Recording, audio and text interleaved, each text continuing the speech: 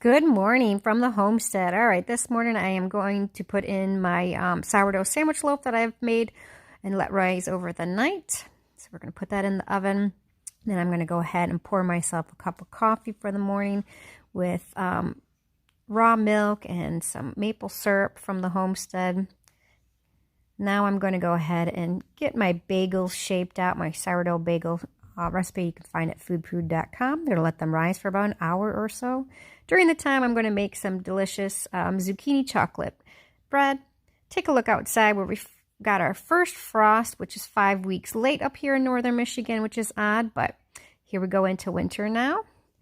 And then we are going to start making a sourdough pot pie, chicken pot pie for lunch. So I've created the delicious filling. I'm going to put some mashed potatoes in and then do the pot pie right there. You can find the crust recipe on the website as well. It's one of the family's favorites, so we're just getting that top layer on. Going to pinch down the seams in a very not so pretty style, but that's how I roll. Going to cut those slits in there for the steam. We're going to bake that for lunch. And then here we are, we're going to pull out the sourdough bread. That's a sandwich loaf there. It's great for toasting, grilled cheeses. There's the delicious zucchini chocolate cake right there. And then the bagels are good, so we're boiling them. And then we're going to get them in the oven.